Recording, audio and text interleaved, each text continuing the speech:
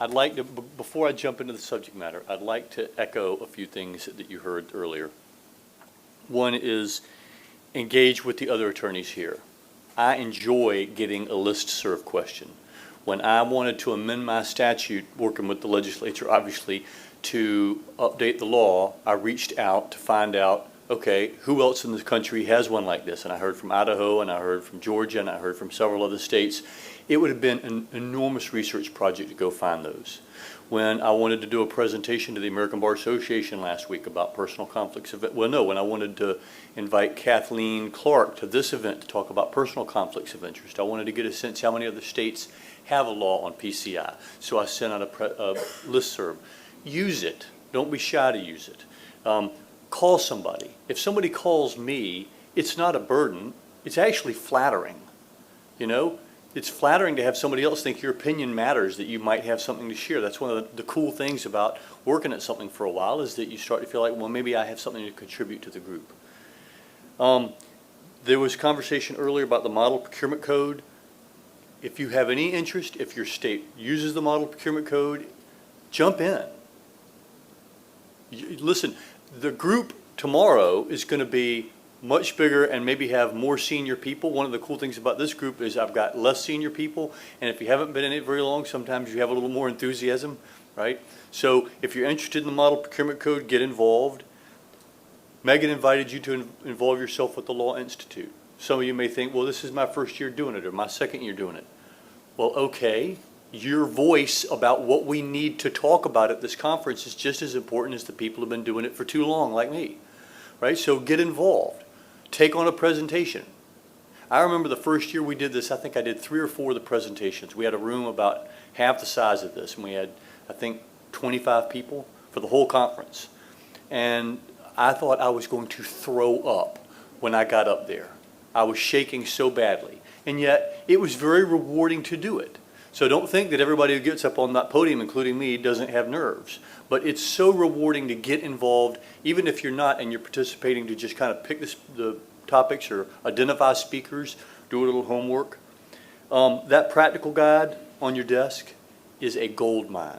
You want to know all the basic issues in cooperative purchasing from a procurement policy perspective? It's in that book.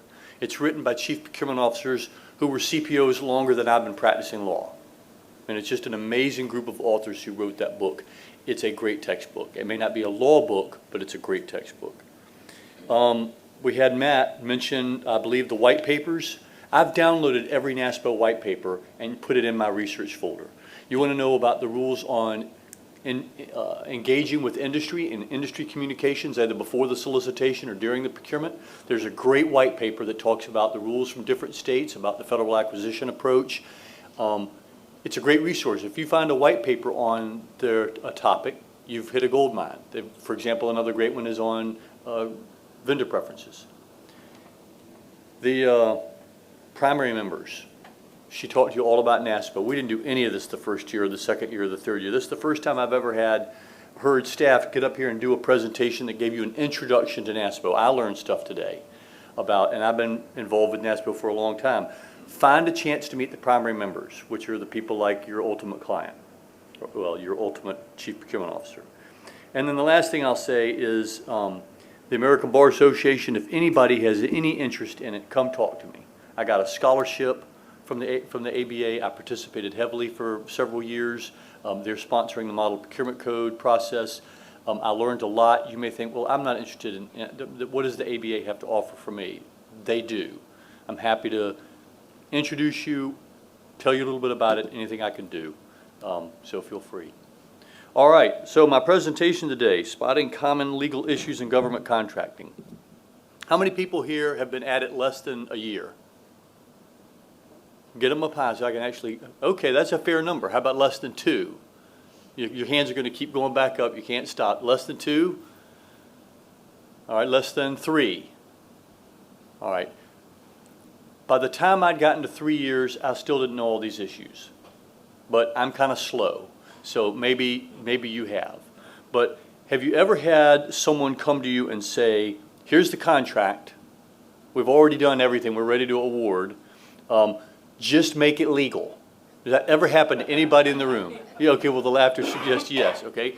And so that begs the question, right? What do you look for? And I'm sure when you walked in the door, they didn't hand you a checklist, right? They didn't go, here's a checklist of things to look over to make sure that it's legal. Now, hopefully your client gets and you get that the very first step in doing that is, did you follow the procurement code, right? Did you solicit it and award it in accordance with the law? Which in my state, if you don't, means the contract is void. It's not voidable, it's void right out of the gate. You may have an estoppel issue on the back end, right? Let's say the state says you are responsive when you're not on a technical issue, and you proceed to perform. You might be stopped to deny that the contract is illegal in some states, maybe not in others. But in my state, our Supreme Court's been clear, don't comply with the procurement code, it's void. But when my client comes to me with the contract and it's not an exempt procurement or a sole source or an emergency or a licensing agreement, I tend to assume that they've already done the procurement code process. And so I kind of make a disclaimer, okay, I'm going to assume that you properly complied with the procurement code, at least the competitive process, right? What I want to talk to you about today is the rest of the picture. Now, one of the challenges in covering this is that the states are so different. There's a lot of common themes, right? This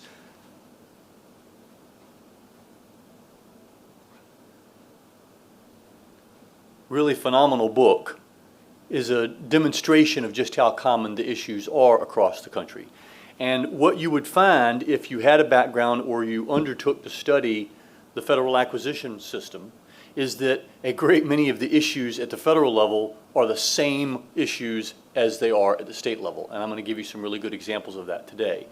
So, for example, I remember going to the Federal Procurement Law Institute that the ABA puts on every year in Annapolis and thinking, one of the sessions was on intellectual property licensing to the federal government by federal acquisition regulations, and I thought, what in the world does this have to do with me? And 3 years later, I was building it into our state standard end user license agreement amendment for software because it was exactly what I needed. I just didn't know it yet, right? I hadn't learned. So don't just kind of think, oh, you know, like in my state, we have this whole idea of the Confederacy and the Civil War, and it's like you step back in time sometimes, and we'll have lawyers say, well, that's north of the Mason-Dixon line, that's D.C. We don't, you know, DC, if it's in D.C. or California, it's bad, right? There's something wrong with it or evil, or it's foreigners.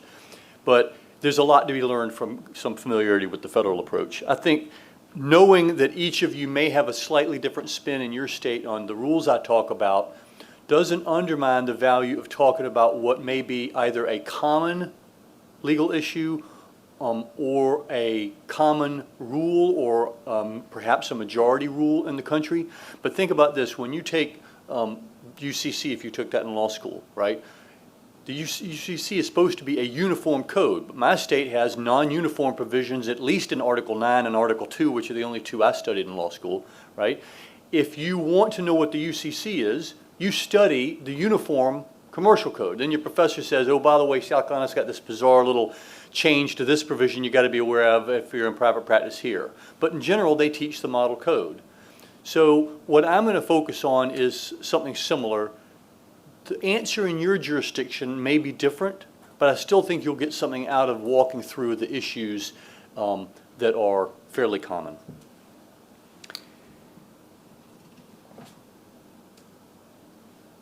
Interrupt, ask questions.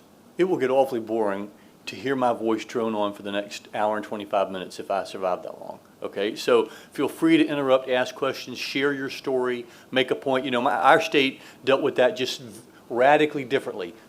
People would find that interesting. It might reflect your jurisdiction. All right, so I tried to put this presentation into categories. I'm not sure the categories really matter at the end of the day. But my first category is contract formation and modification. And they're just a series of issues that kind of fit into that bucket.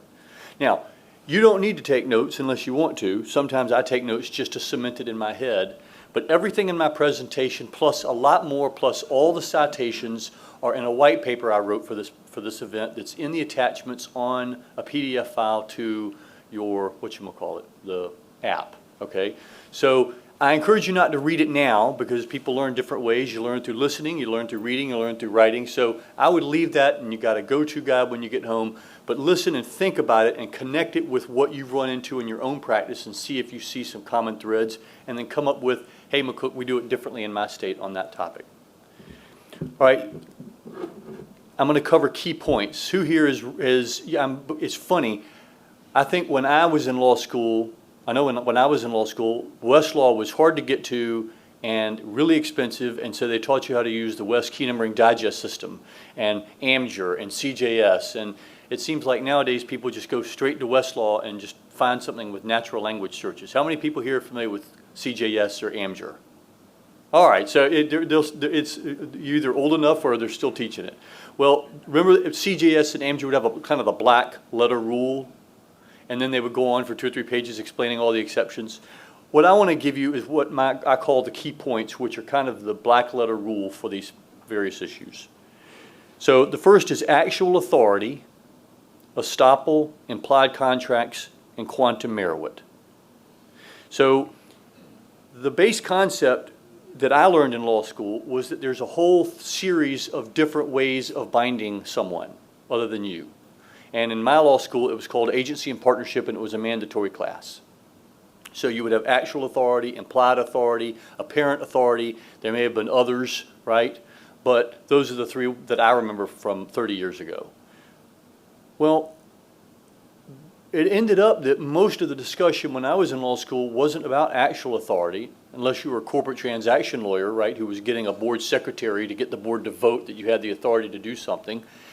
It was apparent authority, because so much of authority is not dealt with this rigid structure of actual authority. But that has a whole new import in the government contracts arena. In large measure, now these are my black letter rules, right? I made them up as we went, but I think they fairly represent the issue. In large measure, the government is only bound by someone acting within the scope of their actual authority. Apparent authority is insufficient. All right, so why is that? On a few places along the way, I'm going to try and give you the reasons, and there's a couple of reasons that I give you the reasons or the policy behind it. First of all, I can't stand, when my old man used to say, because I said so, that was the worst answer ever. And I find that the people that we serve, whether it's the procurement officers or the agency procurement staff or the policy makers, they don't like our processes and our rules. I don't know about you, but when I try to hire people or fire people or do HR stuff, my HR department has all these rules and they drive me crazy. But if you talk to the HR people, they will explain there's a really good reason for these rules, and that makes it a lot, I'm more willing to follow the rules. I'm also able to bend and twist and work those rules better because I understand the reason behind the rule. It also helps me remember it and learn it. If I understand the reason for something instead of just a formula, I get it. So on this one, there are a couple of basic reasons. One is that if you allow anybody to bind the government, 2 things start to happen, right? If like we had just basic apparent authority applied. One would be, wait a minute, I entered into a contract with you to buy something and I had apparent authority. Sorry, I didn't follow the procurement law at all, right? I didn't go through the procurement office or the procurement officer. I just did it. I'm binding the government with apparent authority. Well, we just flushed all the procurement process, right, which has a lot of important procurement reasons for it. And then the second is, and I love this quote, this is from a 1990 Federal Circuit opinion, the United States government employs over 3 million civilian employees. They got a lot more of them now, right? Clearly, federal expenditures would be wholly uncontrollable if government employees could, of their own volition, enter into contracts obligating the United States. We have to have some, the legislature is supposed to, what, allocate the money. Like Congress and the legislature has the power of the purse, first year civics, and it's controlled. We have a series of controls, and we'll talk about some of those as we go through today, about who has the authority to spend that money, and it has to be somebody with actual authority or they can't bind. So I will give you a good story on this one, and then we will go to some exceptions and the central purchasing agency versus the agency. Actually, I'll move to that subject now. When the authority over contracts has been transferred to the central purchasing office, an agency may lack authority to award or modify the contract. So we had an interesting case come up. The first time this came to my attention was the General Assembly enacted a law in South Carolina was going to create a lottery out of thin air. And they appointed a commission of, very important people with a commissioner, the chair who was the most very important person. They had a former senator who was appointed the agency head. And these are important people and they like to be involved. Well, we did a procurement to hire a contractor to run basically the technology for the statewide system that reaches out to all the different little Kmarts and 7-Elevens where you buy your tickets, gas stations, which is a really big contract. The governor was a Democrat in South Carolina, which is unusual, and one of the things he had campaigned on was the lottery. So they wanted a lot of press and a lot of attention to it. Well, we solicited the contract, negotiated the contract, posted the intent to award, and the agency general counsel who I'd known called me and said, okay, my clients want to have a separately signed standalone contract. And I said, we already got a contract. And he said, yeah, but we want a separate standalone contract, and the chair of the committee wants to sign it, and the lottery commission and the agency head wants to sign it. So I went back and did a little homework and went back to him and I said, no problem. No problem. We'll have a one page that says, whereas we did all this stuff, attached is a solicitation, their proposal, the intent to award, and we have a contract. And I said, you can have anybody you want sign it. You can have the agency mascot put their paw print on it. None of it matters. The only person whose signature is necessary is my procurement officer. And he didn't like that answer, right? So I sent him the case law on it. It's a great case. It's in the materials. It's one of the half a dozen cases I recommend you have every procurement officer in your shop read. And it's Indiana National Bank versus the Department of Human Services. And I'll give you a super concise summary.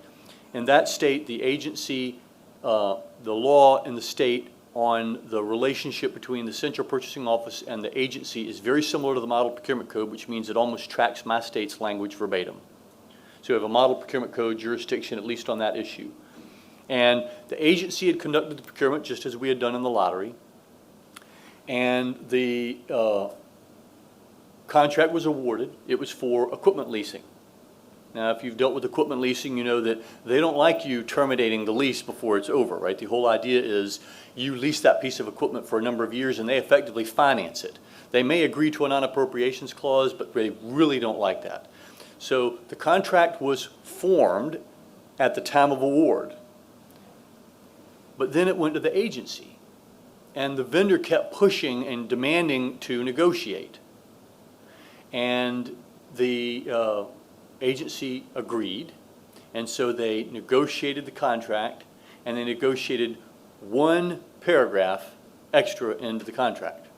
And that paragraph was added by the vendor, and it was a non-substitution clause because they had leased this very large piece of IBM computer equipment, the old style mainframes. And they included, the paragraph added was a non-substitution clause. And this non-substitution clause says, you can terminate due to non-appropriations, but if you immediately go out and buy another replacement piece of equipment for that one, that was not a valid non-appropriations, and you've reached the contract. So what happens? A few years go by, the agency terminates due to non-appropriations, buys a replacement piece of equipment, another mainframe, and the vendor sues. And it goes to the state Supreme Court, and the agency says, we were just kidding. We didn't have authority to sign that contract. Right?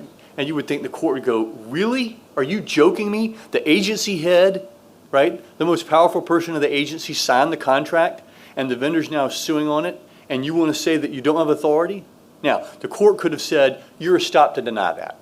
They could have come up with some theory of estoppel. Or maybe the court could have used some other principle. I think the court could have resolved the case simply on the theory of lack of consideration, because unless it's a UCC transaction for the sale of goods, and maybe that was, I don't know what else is involved, you have to have consideration. But that's not what the court decided. What the court said is the Central Purchasing Office was the only one with authority to bind the state. The agency director did not have the authority. The amendment meant nothing. Government, you win. So the court took a pretty hard line on this concept of not only actual authority, but who has that authority, where does it rest vis-a-vis the central agency versus the using agency, as I call it, the central shop versus the procuring agency. All right, so that brings me to the last point I kind of introduced, which is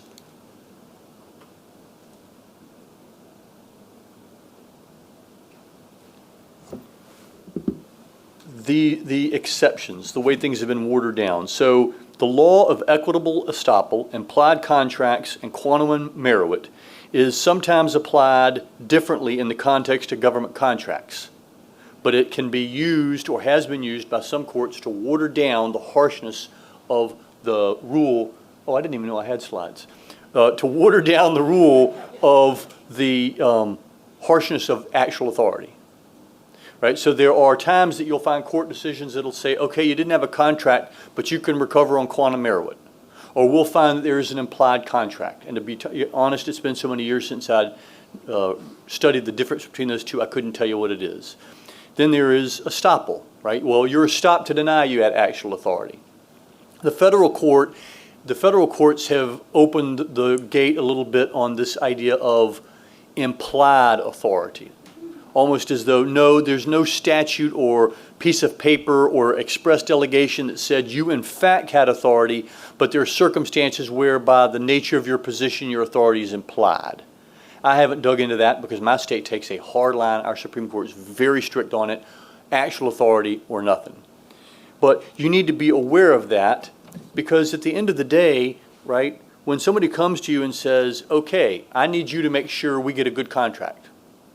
Well, yeah, I tell people it's the basics. If you don't get the basics together, like, consideration, an offer, right, that you had an offer that complied, that you accepted, that you had somebody with authority, that there was consideration. If you can't deal with the basics, the rest of the issues we're going to talk about today aren't really relevant because you didn't get a good contract. And then, of course, who's your dance partner, right? Who's the other party? Which it's amazing how often the other party to the transaction does not get properly identified. It's some wholly owned subsidiary, not the company that submitted a bid. So actual authority and then the potential exceptions to it is an issue that works, even the concept of estoppel. This is a 2001 Federal Circuit. If asserted against the government, appellant must demonstrate government affirmative misconduct as a prerequisite for invoking equitable estoppel. That element is not necessary in a non-government context to invoke equitable estoppel.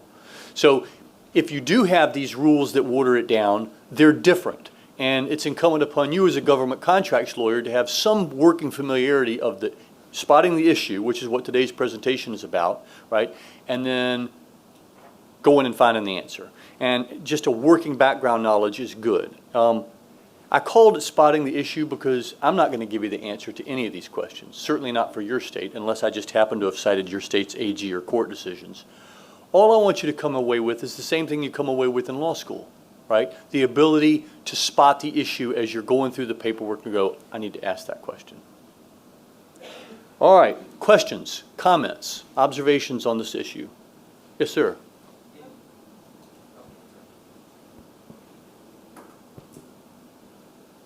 In that decision that you were talking about, or in these implied contract decisions in South Carolina where the Supreme Court has taken a hard line, does it mention separation of powers issues at all, those opinions in terms of, look, the legislature has set forth this process, it's not for the courts to interfere with how they've set this up? Do they talk about that at all? Or? My state doesn't, but I have seen other jurisdictions that will talk about in effect, they will tie the concepts of following the procedures in the procurement law with the concept of authority. I tend to think they're a little different. We have a statute and I think it's modeled on the Model Procurement Code recommended regulations that differentiates between two different types of ratification. One is a ratification that a lot of states don't have, which is you fail to follow the process but will ratify it anyway. A different one is you didn't have the authority, but you followed all the proper steps and will ratify it. So I tend to think that the failure to follow the process is distinct from authority, but some courts will treat the two similarly. Was that your question? Sort of. I just wanted to kind of get an understanding of what you see in terms of how the courts view their role in resolving this dispute in terms of who should win. When in my mind, it seems like the legislature has set forth who should win, given the authority that the person has or doesn't have, either by their authority or whether they follow the process or not. I'm not sure most procurement laws that I've run across are that crystal clear. Yeah. Okay. Somebody else? There were a couple other hands. Yes, sir.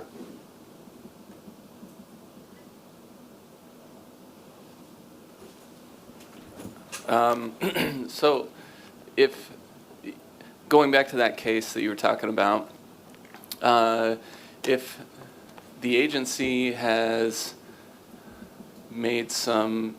already made some contracts and followed through with it, like there's a precedent kind of set that they've made contracts without going through the correct procurement process, do you think the court would have come down differently? Or do you know of any cases where, like, you've already done this a number of times, this contractor has kind of grown dependent on this process that you've followed that's outside of the law and what you were supposed to be doing? I'm just wondering if... Sure, I have. My state, I have a what's called at the federal level would be a Board of Contract Appeals. Maryland has one. Can't think of what they call it. We call it the Procurement Review Panel in my state. It's the final administrative panel before it gets to judicial review. And since they hear all our bid protests, if I've got a case for them on point, I don't have to research anymore. And they have a case that has said for many years, point blank, every procurement must stand alone. Just because the agency did it this way or screwed it up this time doesn't mean that they always have to do it that way. Each solicitation, each procurement process stands alone. I think the other one is, in effect, what you're arguing is the agencies have stopped. But the concepts of estoppel don't really apply to the government in the same way. And at the federal level, as I said, it has to be affirmative misconduct as a prerequisite. Well, just because the government has done it this way and now we've learned and we're doing it better doesn't mean that we're stopped to do it. Does that help? McCall? Oops, sorry.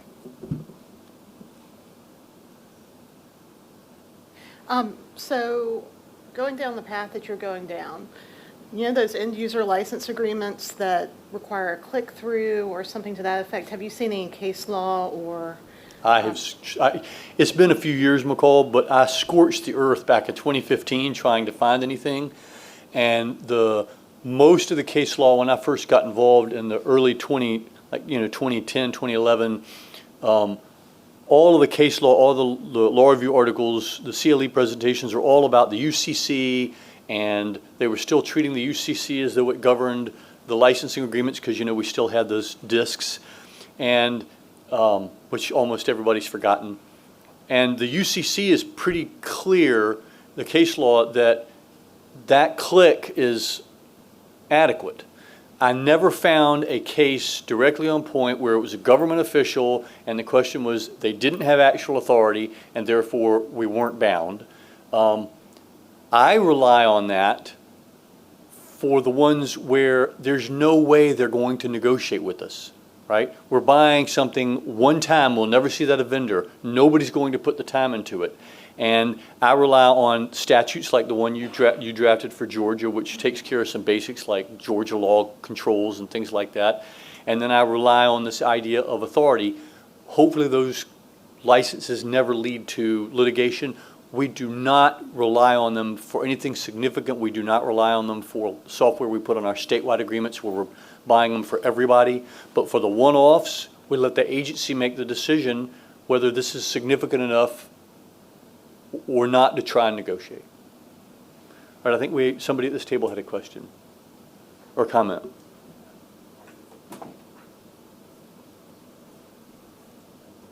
Look at that.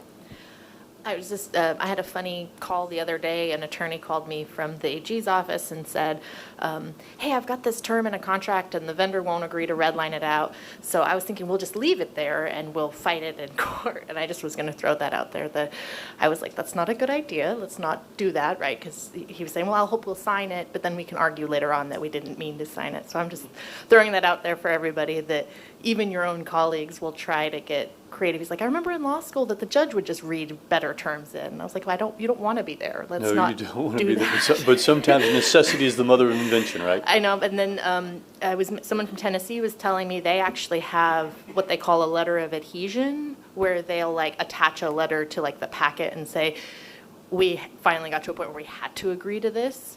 And so that for their own records, they know why they moved forward with that click-through or whatever. So, and I think Georgia might have something similar. So I was going to look that up and see if it would be good for Nevada to start doing it. But I don't know if you've heard about those, like some way to document it. There's a really good lawyer at Clemson University, and she does it. And I don't know whether McCall does it or not, but I've heard of other states doing it. I don't want to rely on the theory of adhesion contracts. And so far, we haven't had to, but we're dodging some of the one-offs. And I'm not an agency lawyer, and so, for example, I got a call the other day about the small purchase procedures, and I thought, I can't remember the last time I dealt with anything with the small purchase procedures, because I can barely get the big ones, out of the way, like the ERP system for MUSC is, took up months of one of my lawyer's time. So, if somebody's done the research, if somebody's done the homework, I would really love to see that material, because I think particularly for the agency lawyers who get individual licenses coming across their desk for individual procurements for small dollar, that would be particularly helpful. For most of the statewide agreements, we have a lot of success when we tell somebody, here, we're going to enter into a master licensing agreement for 7 years for you for everything we put on the statewide term contract. They love the idea of the efficiency of that, and they like the idea of having something solid, binding, enforceable that has the chief procurement officer's name on it. All right, the next one. Contract formation and how government documents the contract, the solicitation, offer, award, and order of precedence. Yes, ma'am. Sorry. Oh, Sorry, I had another question for you. Sure. Although this is slightly off topic, but it springboards off of something you mentioned, so, fair game, right? You mentioned the Procurement Review Board. yeah. And I was curious, when you get into court and you're challenging the status of the contract, if anybody has successfully used an argument that they failed to exhaust administrative remedies by not taking it to, in your case, the Procurement Review Board. In our case, we have a slightly different procedure. Yes. In fact, I will touch on failure to exhaust administrative remedies in just about my next to last topic. Oh, sorry. No, not at all. It's a great question. Okay, so key point. Whether or not a contract is formed by the government's act of giving notice of a contract award depends on the terms of the solicitation and the applicable procurement rules. What is that talking about? So years ago, I had one of my best procurement officers do a pouring right solicitation for a small technical college up in the northern part of the state. And it was what I was told, I never ended up digging into it myself, but what I was told was it was a local bottling plant. I have a suspicion it was actually a subsidiary of McCook, if you will, but they submitted a proposal. It was responsive. We awarded the contract and told them so and started to talk about performance. And then my procurement officer gets this call from a corporate lawyer at Coca-Cola in Atlanta saying, well, we need to negotiate the contract. And he giggled and said, I'm sorry, we already have a contract. We're done. And they insisted and said, no, we have to negotiate the contract. And he came to talk to me. And I said, well, what's the position of the division and what do you want to do? And he said, we're done. There are no more negotiations. They can either perform or we can tell them we terminate and we can begin suspension and debarment proceedings. But we're done. That's not how this process works in South Carolina. So I did a little research looking for a case. And I think the one that I found is mentioned in your McKinnon Parker. It's a Ohio case from 1992, and sent it to the corporate lawyer in Atlanta and staked out our position and said, so that's it. You either perform on the terms you have or we're done with you. And we will begin suspension proceedings because you do not submit an offer here, get an award, and not perform. And that was the end of the call. And the next day or two, they said no worries and performed, and that was the end of it. But it caused me to look at what we did, right? And what I found was we had practiced in a certain way, and just that was the way we'd always done things, and it hadn't bubbled up. But when I looked at our terms, our solicitation provisions, and when I looked at our code did not dictate the mechanism by which contract formation takes place, and our solicitation didn't clearly dictate the mechanism by which contract formation took place. Now, if I'd gone over to the chief, we have 3 chief procurement officers, IT, construction, and as we like to say, everything else, goods and services.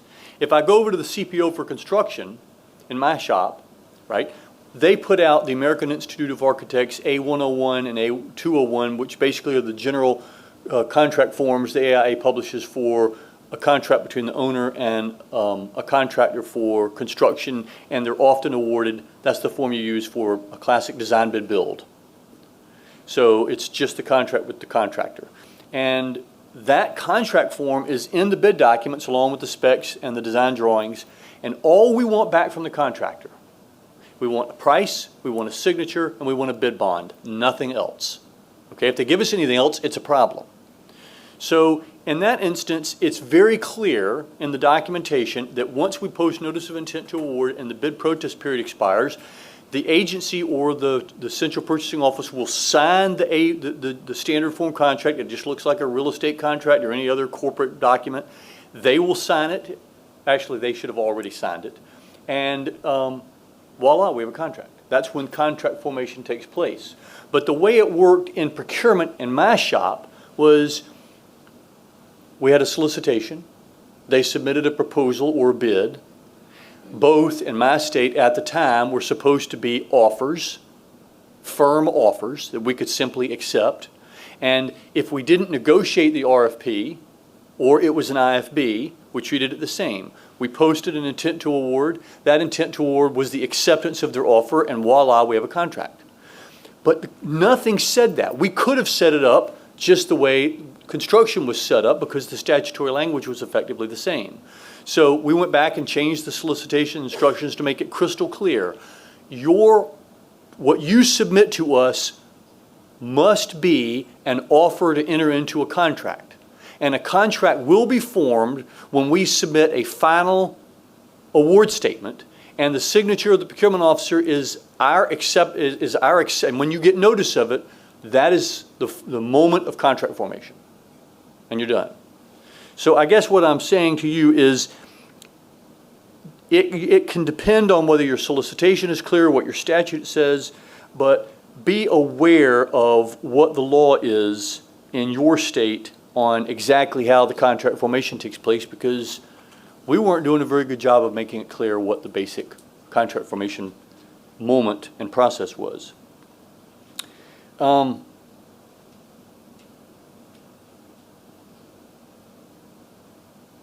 And remember, it can differ.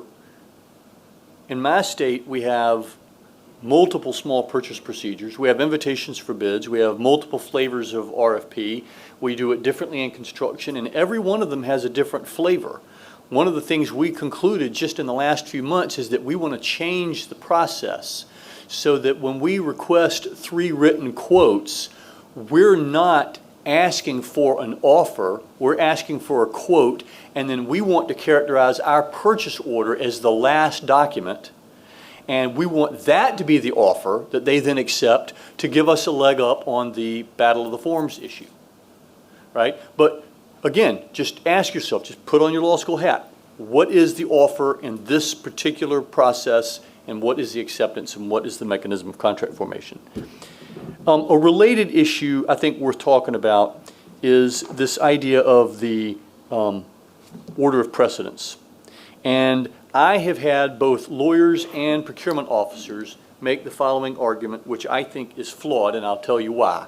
And it is a really, really big deal in IT issues, particularly where you've got licenses and they want something outside of the procurement contract.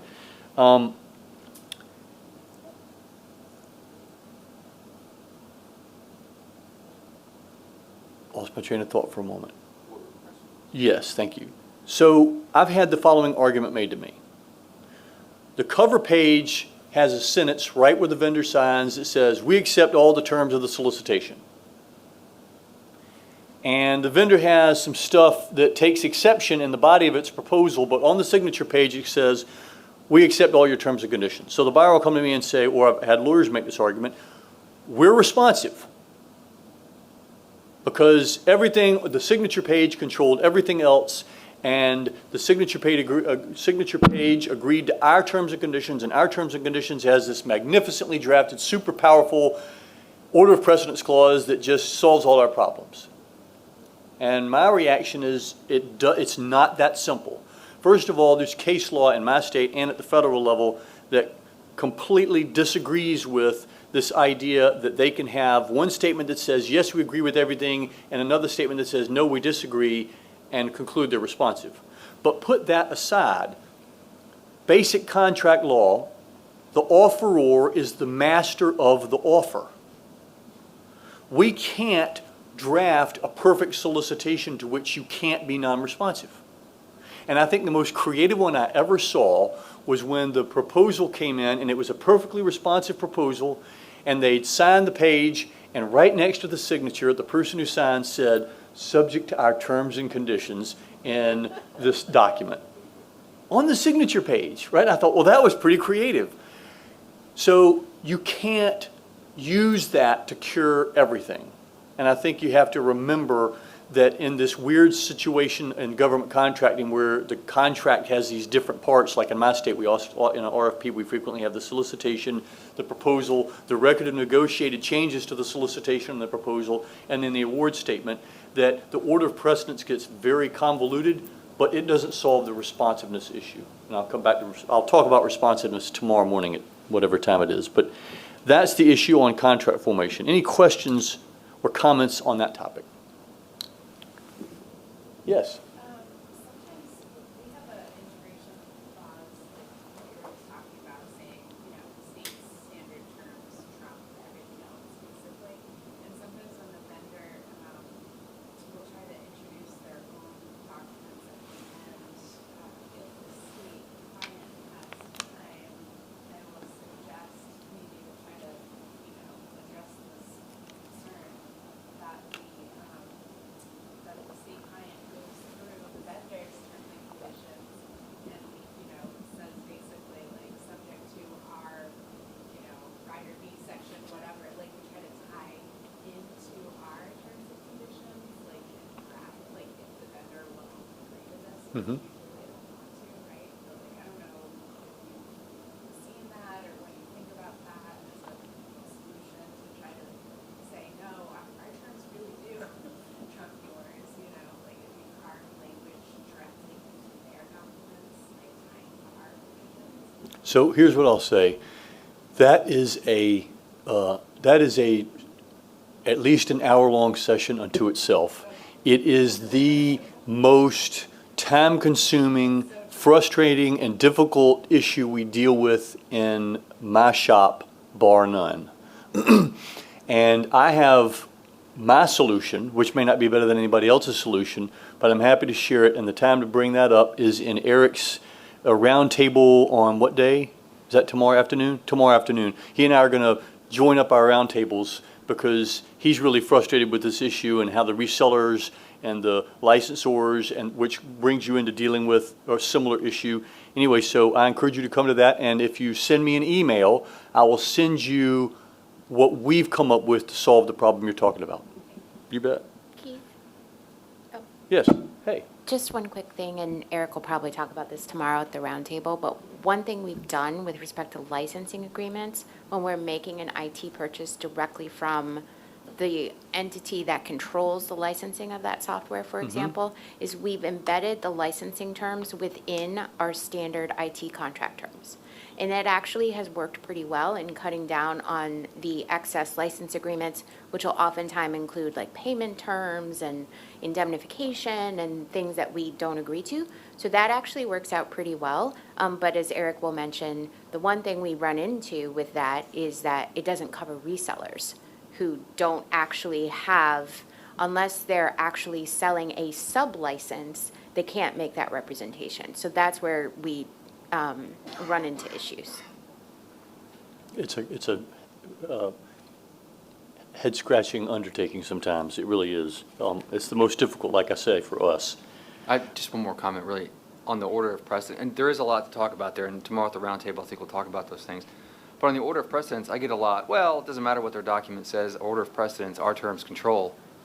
But they only control in the event of a conflict. That's right. Right? So if there's no conflict, if there's additional information or, provisions that aren't covered in your terms, then that could be an issue. So No just doubt. be aware of that. No doubt. I run into and it's easy to forget that.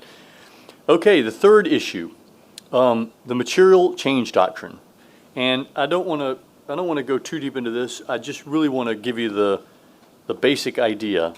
I remember when I got there, some period of time went by, probably a couple of years, and a procurement officer walks into my door and says, "Can we agree to this change order? Is this change order okay?" I'm like, "Okay, well, you've never brought me one of these before, so why are you bringing it to me now?" "Well, we don't think it's right." "Well, why don't you think it's right?" "Well, it's too much. It's too big. It's more than 10% in the change of the price." I'm like, "Okay, I don't remember anywhere in the procurement code that says 10% change in price makes it improper."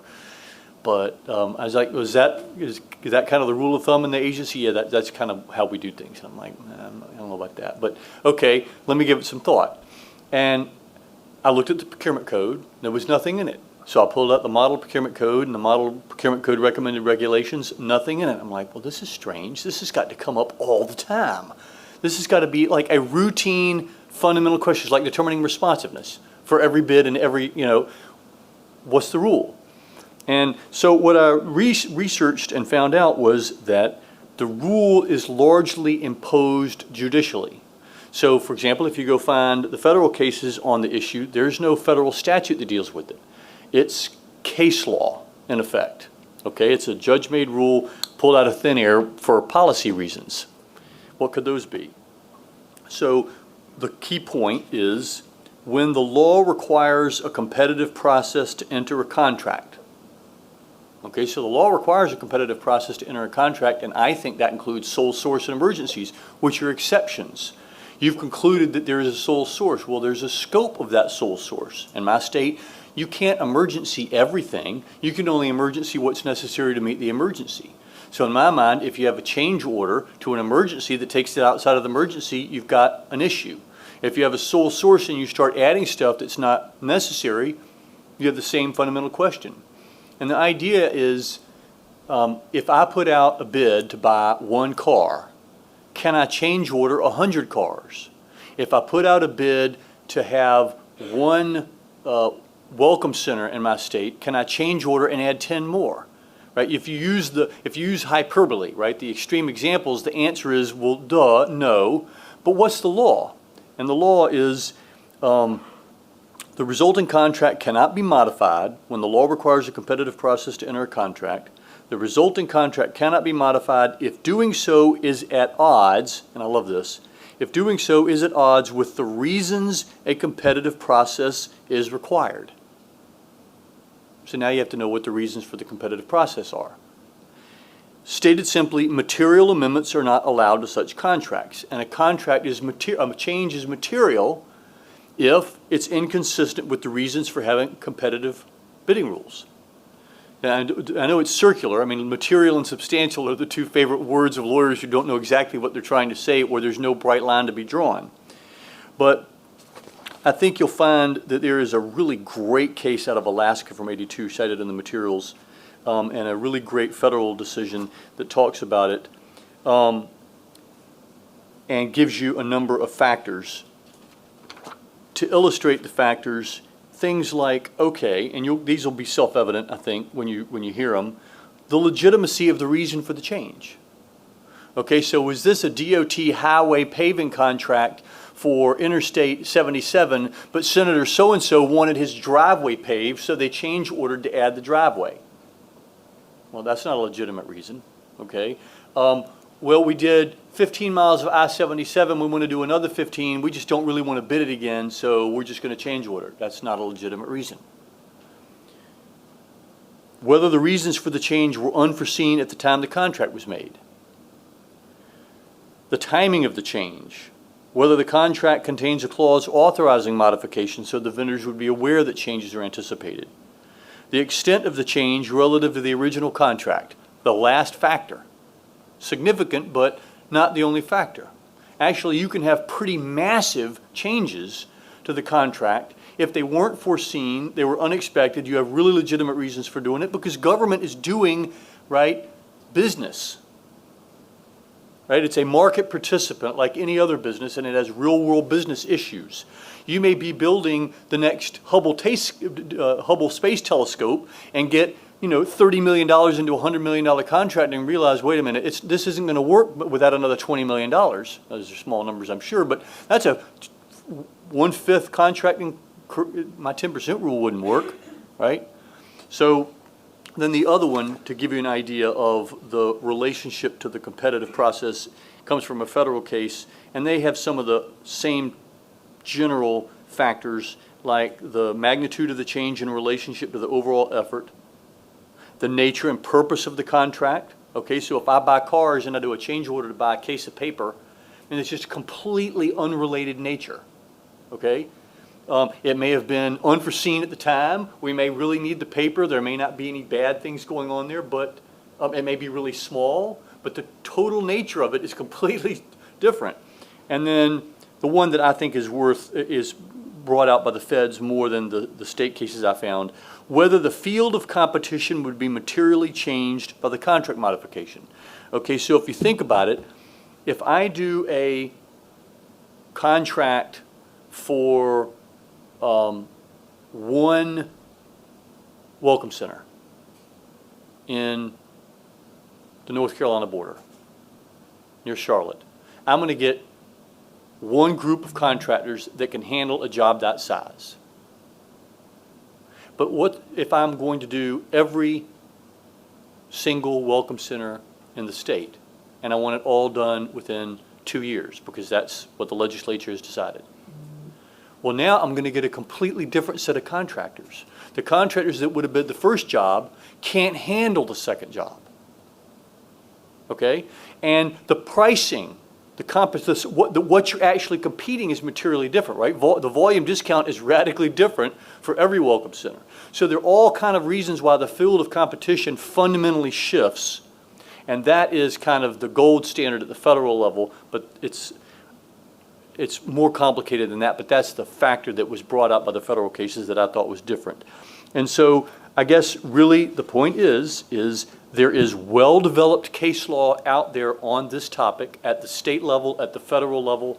There's some really good articles that talk about it in the National Submitting Reporter. And now you know the basic issue and the basic rule. Now, your mileage may vary, as one of the lawyers in my office likes to say. Comments, questions, observations on the material change doctrine? Anybody ever heard of it before?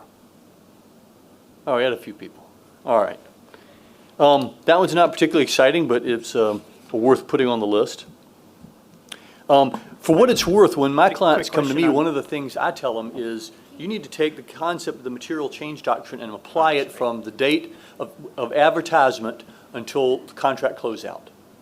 You can't advertise for one building, put out a solicitation for 5, negotiate a change to add another 5, and then add 10 more, right? Basically, the concept, this conception of changing it, starts from the advertisement and goes all the way to contract closeout. Yes, sir. I was just going to make a comment on the material change doctrine. I ended up having to do a lot of research on that from the in-scope, out-of-scope change perspective. And it's interesting, you are talking about changes that increase the scope beyond, a material amount or whatnot. But I actually had an interesting situation where the government was wanting to decrease the scope. And it's really the same analysis in the sense that the low bidder comes in over the government's budget, and the client wants to negotiate with the vendor down to under the budget. But the award competition has already occurred, and so you can't do that without offending the bid laws. And then they said, well, okay, we'll award it, and then we'll just do a change order to decrease the amount after the award. And so we had to go through this. The point of my comment is that the case law that you're talking about applies both ways. Oh, yeah. And because there isn't a whole lot because it's counterintuitive. If you are reducing what the government is spending, you say, well, that's in the taxpayer's benefits. But at the same time, it can offend the bid laws. And so you have sometimes you have a client who doesn't understand that dynamic. Great point. And I understand my clients. My client really, I mean, if you put yourself in the position of the line procurement officer, they really want bright line rules because that makes their workday efficient, right, and clear, and they can get the job done quickly. And I have to say that the material change doctrine is one of the muddiest, most analytical issues I come up with because the answer is not always what you think it is off the cuff. And I actually think that you can, particularly in the right set of facts, you can have unbelievable changes to contracts over the life of a long-term, high-dollar, complex contract that are just extraordinary that you would never kind of on the front end go, yeah, you can do that. It just depends on the facts. All right, the next one is contract terms imposed by statute or regulation. And there's going to be a whole presentation in this subject area on a Friday afternoon, so I won't talk to you about it a lot, but I do want to present just two basic concepts. And they're pretty basic, but you have to keep them in mind, and then you have to know what the law is. So this is Hornbook CJS Corpus Juris Secundum CJS contract law. The law applicable to a contract at the time and place of its making and of the place where it is to be performed is an implied part of every contract. So I think the easiest example, the one where I have found the most cases, is in insurance. And so going back to the turn of last century, the early 1900s, there's a whole lot of case law out there where the government would say, okay, if you're going to sell automobile liability insurance, or you're going to sell health insurance, or you're going to sell life insurance in this state, our General Assembly, our legislature has said, you must do X. So I remember the first time I heard about this was our state passed a statute that said, if you're offering health insurance, it must include coverage for kids with autism. Autism was just bubbling up at the time, and it was incredibly expensive, and there was very few services. And so they said, you're going to cover it. Well, the law in my state has been, since those early cases, maybe even the late 1800s, has been very clear. If the legislature says the insurance policy has to have X, it doesn't matter whether X is in the insurance policy or not, it's in there.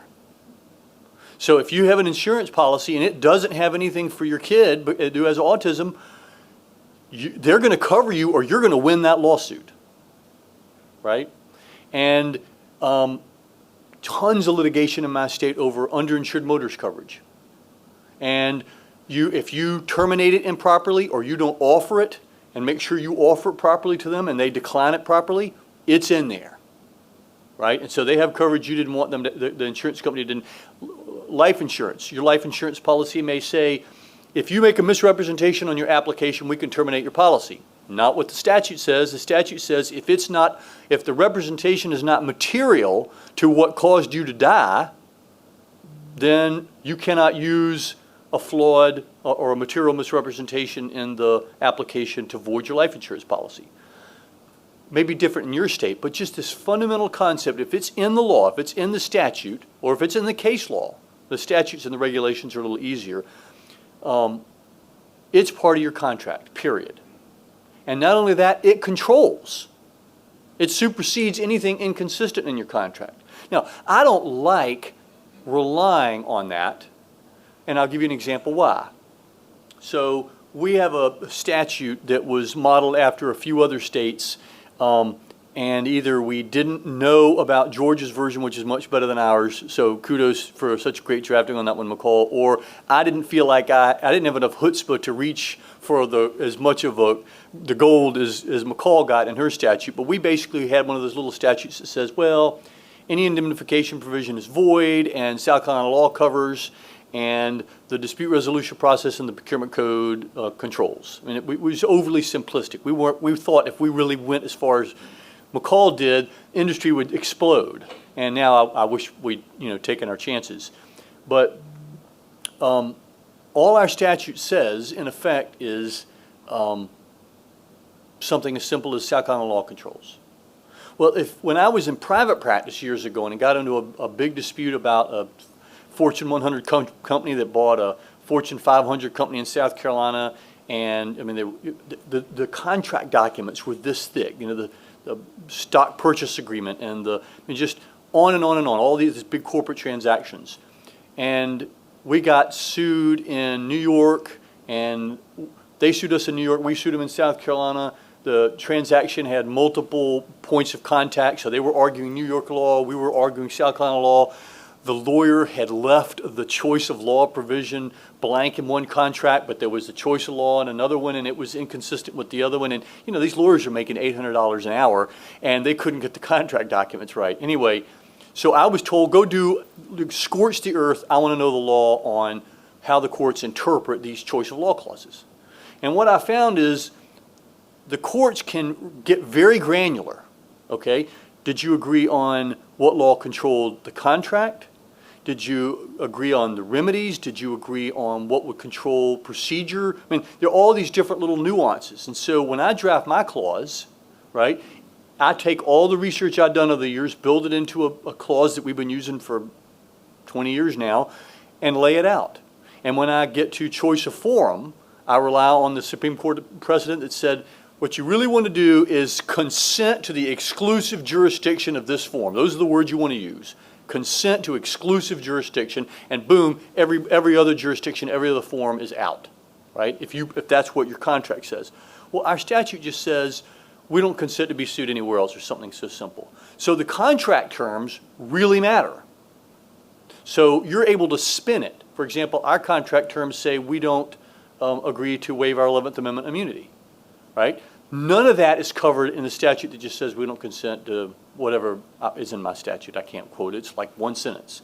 So a lot is lost by relying solely on the statute. But one thing I know is, at a minimum, that statute controls no matter what we say. And so I need to be aware of everything in the law that automatically is part of that contract, and then advise my client accordingly. That's my job.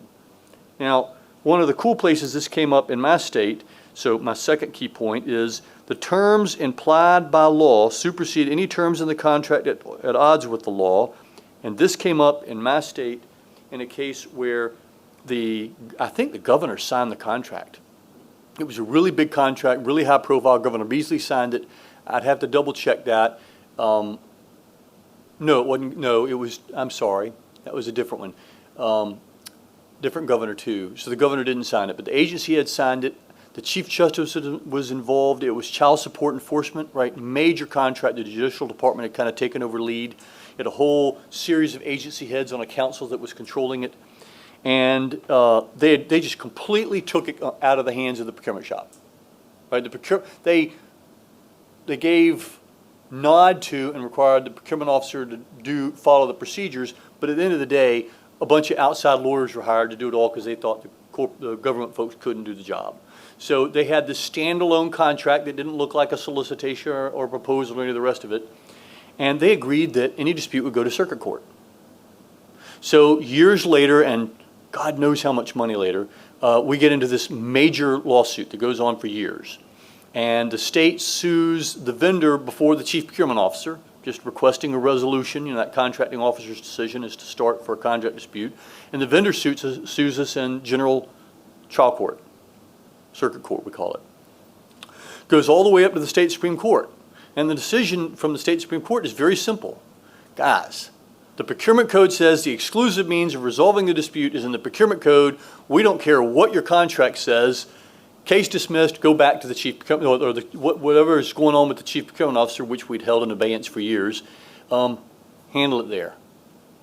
And the court had a really good quote, I don't think I've quoted it in here, but basically the court said, the procurement code forms a part of the contract as much as if it was printed in the contract and it controls over everything inconsistent, which is nothing more than a procurement-specific application of a general rule that's been around forever and is nothing new. At the federal level, they have a variation on this called the Christian doctrine that says there are certain clauses in the federal acquisition regulations that are mandatory, that are so important that even if the procurement officer ignores the law and doesn't put the clause in the contract, the clause is still in the contract. I don't know that you have to get to the Christian doctrine to just follow that basic principle. Questions, comments on that one? Well, we're including this term that says we'll follow all state and federal law. In my state, we have very special things. For example, we have a statement in every contract that's required that says you're not going to discriminate against owners of guns or firearms or manufacturers. Not in Montana. Yes, definitely. So, I feel like, I'm like, well, sure, you're going to comply with all federal and state, but you need the notice. You also need to know that in your IT contracts, you have to accommodate blind and visually impaired, or else the contract's void ab initio. So they're like, well, we don't need all that because we're saying we're complying. But I'm like, but you still need the notice? So do you really think that this global term that you just suggested actually covers? The global term I was talking about isn't a term of the contract, it's a statute. Oh, I see. And my recommendation is do everything you can within reason to get the contract clause in the contract. I don't like to fall back on the general common law rule that the law in effect at the time of a contract forms part of the contract and supersedes anything in the contract to the contrary. I don't like to fall back on that general rule. I like to get it in the contract. And we have plenty of statutes. That's what I tell the vendor too. Yes. Because we have special things. And sometimes they're just as hard-headed as they can be. And you have to navigate each one of them because your client's going to buy something. And they're not going to be very happy with your technical argument when it's going to cost them double, right, or delay the procurement. So there's no perfect answer, but I agree with you. And I do my best to get those clauses in the contract. Okay, I'm going to power through this because I thought I would go a lot faster, but as I was getting ready for this, I thought, this will be a little more fun if we have a little more conversation, but I do want to kind of touch on some of the issues in the time I have left, and then there'll be opportunity for anybody to bring them up over table topics, because I think I have a table topic on just this presentation. The next one is critical recurring issues. And the first one is termination for convenience. And all I really want you to know about termination for convenience is I had never run into it in private practice. If I had run into it in private practice, it would have only been in construction where it's particularly common.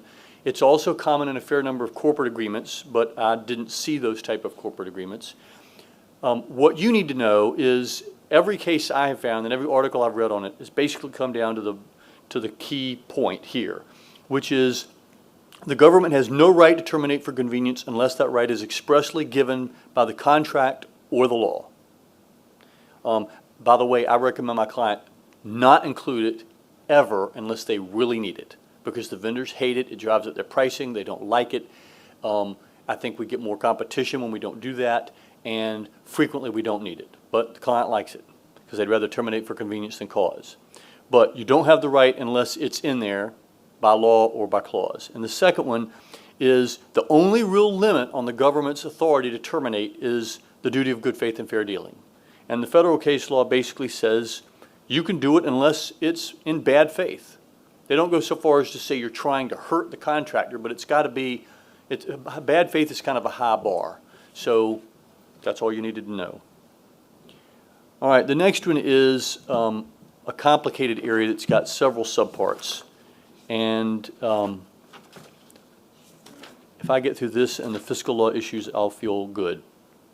Okay. Sovereign immunity, contracts, and tort claims. So at the common law, states were immune from being sued. And a lot of states have waived this, others have not. Many states have a limited waiver of sovereign immunity. what you need to know is, what does sovereign immunity mean in your state? Okay, and let me give you an example of my state, because it's changed multiple times in my lifetime.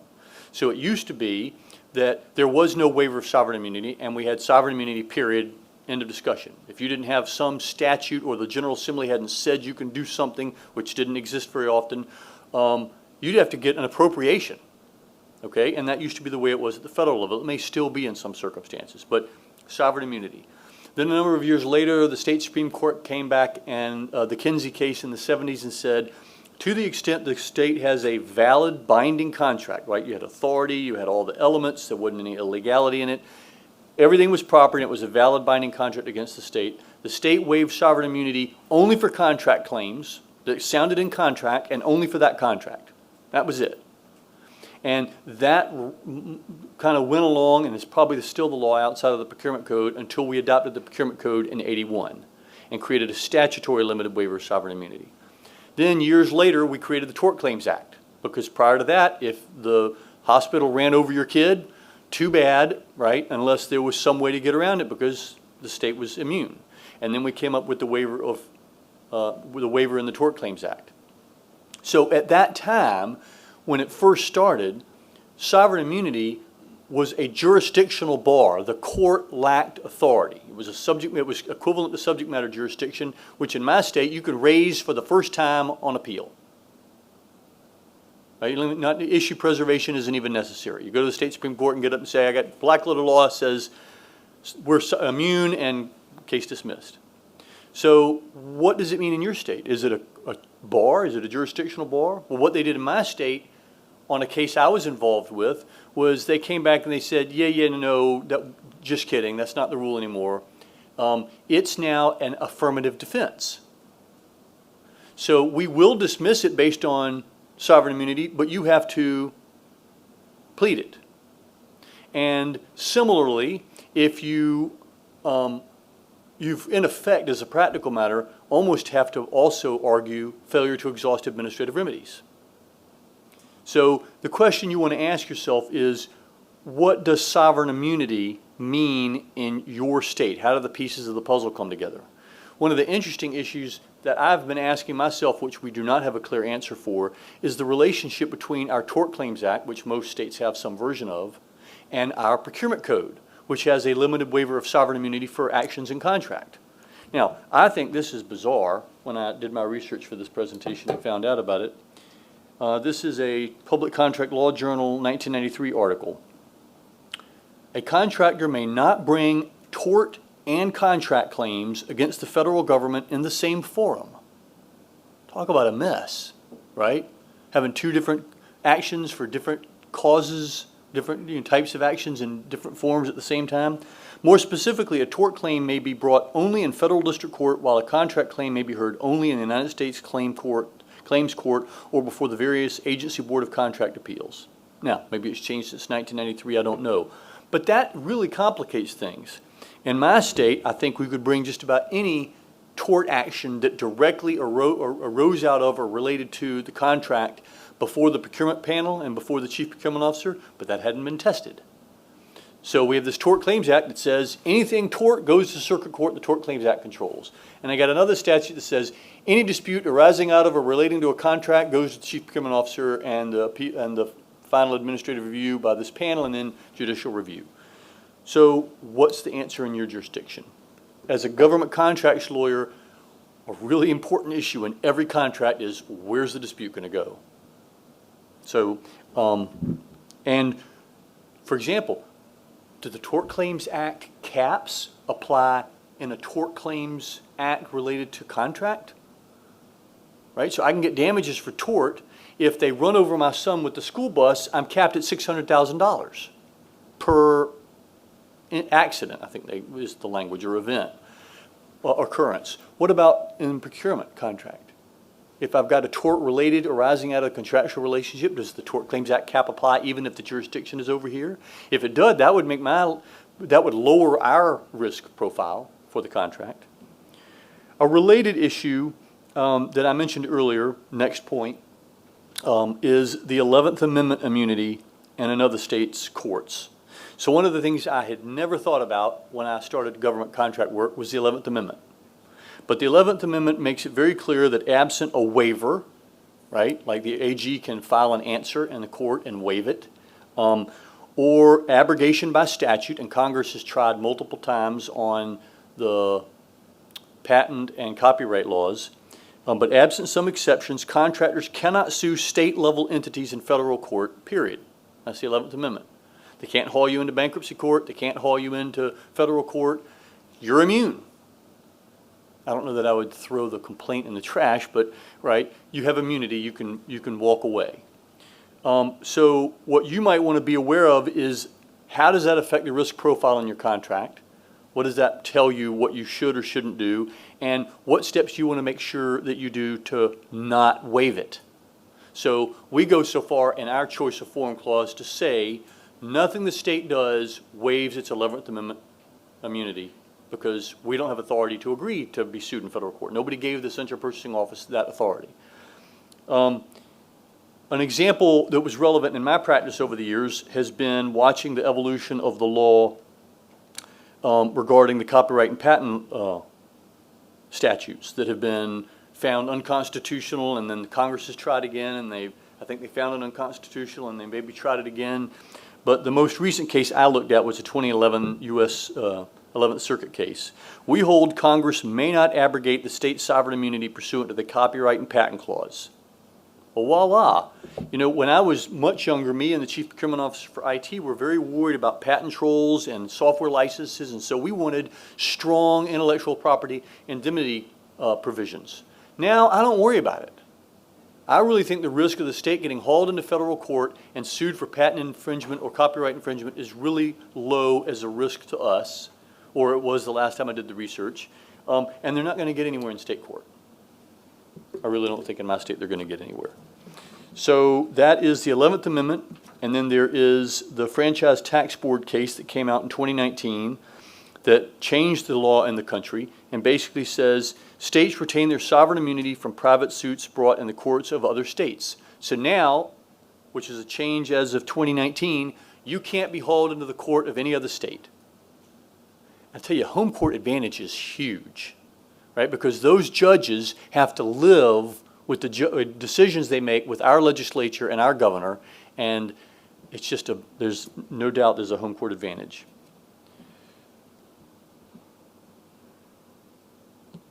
Going back to what your statute says on your legislatively mandated form selection. So for example, in my state, I told you our state Supreme Court said, you want to file a contract action against the contractor, go to the Chief Procurement Officer. Then go to this appellate panel and then get judicial review. I don't know what your statute says. I don't know what your process is, but ask yourself some questions. Does it say exclusive? Are there any venues that have concurrent jurisdiction? Right? Know the flavor of it. There are a number of questions you want to ask yourself when you look at those. All right, this one's worth spending a little time on that I don't really have, but we'll get into it in the time we have, and that's arbitration. All right, ask yourself two questions on arbitration. Our state's Attorney General did something that surprised me, and since this is on YouTube, I'll curb my thoughts on it, but I was really surprised when I read the AG opinion. It just said, generally, state agencies have the authority to enter into arbitration agreements. And there was no mention whatsoever of like the Tort Claims Act or the Procurement Code, both of which created exclusive forums for the resolution of disputes, right? And I was like, wait a minute. If the exclusive means of resolving a dispute is the Procurement Code, how do I have contractual authority to enter into a binding arbitration agreement? But let me tell you guys, I don't want that fight, because if it's a transaction in interstate commerce and you've agreed under the Federal Arbitration Act to arbitration, I don't think you're going to get anywhere in federal court. I don't think you might not get anywhere in state court. Good luck. I think personally, y'all may disagree, but the point is for you to see the issues, is that you should avoid arbitration at all cost, particularly in the government contract context, particularly if you have an exclusive or a state mandated resolution forum. But if you do, if you have the authority to do it, understand some of the complexities involved. And I've listed them in the materials, but I'll just give you an example. I won't go through all the issues, they're in the materials, but think about this. Almost all arbitration is done pursuant to a set of agreed rules, right? And those rules are put out by some organization that deals with arbitration. The rules I've looked at make them completely confidential. How is it going to look when your agency head gets a call from the governor and says, I want to talk about this issue, and is told, no, you can't. We have a binding arbitration agreement, and it says this is confidential and we cannot discuss it. That's not an acceptable outcome in my state, that a government contract, particularly a large one, has a big contract dispute and all of it is secret. The other one is the arbitrator is not bound by the law and you have no judicial appeal, so they may go completely haywire on the law. Too bad. You get nothing, including no appeal. And there are a whole number of other issues. DOJ, US DOJ even put out a list of issues you ought to consider before you enter into an arbitration agreement for government-specific issues, or like a high-low, so you don't wind up with an award against you that exceeds your budget, and now you can't pay, and it's a violation of the Constitution to spend money you don't have, but the court's going to enforce it because you got a judgment, and there's no appellate review. I mean, it just is it's a whole universe unto itself. All right, I'm going to touch in the, 8 minutes, 6 minutes? 6 minutes I got left. I want to talk about some concepts: debt, fiscal law, and security. And it's probably the most boring part of the presentation, so I'm just going to run through the points generally to get you thinking. At the federal level, there's an old Leiter case by the U.S. Supreme Court, and it basically said is that if you don't have express statutory authority, you cannot agree to a multi-year contract, you cannot agree to automatic renewals, and the contract must be canceled if there's no appropriations the following year. If you look at the Model Procurement Code, it undertakes to expressly authorize multi-year contracts, and you have to have them approved. And I don't think personally that you could have in my state automatically renewing contracts without some type of authority, particularly evergreen, which means somebody has to actually cancel it or it keeps rolling on. And we have to have every contract subject to non-appropriations. Why? Because we cannot commit future funds. Right, that takes me to the second basic, the kind of underlying issue, which is in my state and in a lot of states, if you want to borrow money, you have to have express statutory authority. It's one of those few things that it's common for AGs to say there is no implied authority to borrow money, like issue bonds, okay? There has to be an express statutory authority to do it.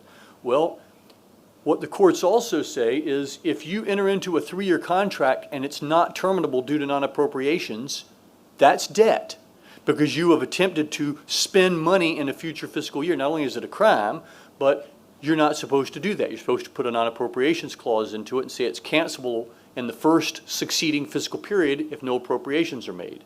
So it's not just this non-appropriations issue, it's the related issue of creating debt, and we don't want to create debt. We don't want to bind future legislators into doing it. And there is a fair bit of case law on that. One of the places where you see it bubble up is in things like leasing, right? So one place you see it in my state where we had express statutory authority is an energy performance contract, because they only work over a 20 or 30-year period, right? So to make sure they weren't debt and that they were authorized, they had to create an exception to the basic framework to statutorily authorize it. That basic principle, the appropriations and the debt, is the underlying reason that you see a series of restrictions that there are a lot of AGs have expressly opined about. And that is, you can't agree to indemnify, and you can't agree to defend. So if anybody asks you to defend or indemnify, it's probably illegal in many states, and there's two reasons why. One is you don't know what the future financial obligation will be. So you don't know whether you already have money in your pocketbook for the commitment you just made this fiscal period. And you cannot enter into a contractual obligation you don't have the money for now, much less in a future succeeding fiscal period. But there's another issue. Let's suppose I agree to indemnify you for something, and I might get sued in tort for that. Well, what if, like my state, your Tort Claims Act says we're not liable for the individual activities of our employees unless they're acting within the scope of their employment, but my indemnity clause doesn't carve out employees acting outside the scope of their employment. I've now expanded the government's liability beyond the Tort Claims Act. And then what if I don't have a cap on my duty of indemnity, but the Tort Claims Act imposes $600,000 as it does in my state? Now I've agreed to indemnify you for more than the General Assembly said you can collect under the Tort Claims Act, which is controlling. So you've got multiple reasons why these duty of defense and duty of indemnity obligations in a public contract are illegal. And when you have some really good arguments to the vendors to explain it to them, it usually makes the negotiations a little easier. I will end on this one, and that is a related issue. I told you the basic concept, well, I hadn't yet. The basic concept in my state and a lot of treatises is that a government agency only has the authority that the General Assembly or the legislature expressly grants to it, and then any other authority that is implied by necessity to achieve its express obligations. So DSS cannot go develop beachfront property and operate hotels and borrow $100 million to do it because they don't have a statutory authority to do it. And it's not implied to achieve their express goals. Okay? So debt is one of those things that AGs frequently say there can be no implied authority to do it. If you're going to borrow money and commit future legislatures, the legislature has to expressly approve it. Well, there are a number of states that say that for some other issues. Mortgages, liens, and security interests. So if a vendor's going to get a security interest in property, or going to get a lien on your property, or you're going to mortgage your property, let's say you're doing a development for your university where they're going to put in a bunch of new equipment and have a 15-year food service contract, and they want to collect that back over the years, well, they may want a mortgage, or they may want a security interest in the equipment. Do you have the authority to do that? Right? Those are the kind of issues that they're uniquely government, right? Private sector people can agree to mortgage, agree to have liens, agree to have security interests. It's a different rule in government, so you may never run across it. But you might find it in equipment leasing like we did. You might find it in a food service contract. You might find it in an ERP system. I mean, it just depends. But be aware that that is an issue. I hope the next time you sit down to look at a contract and think about what boxes do I have to check to tell my client, yes, this is not illegal. It may be garbage and a horrible deal, and I want to tell you that, but the scope of my job was whether it was legal. The document I gave you and the things we went over today will help you come up with a decent checklist.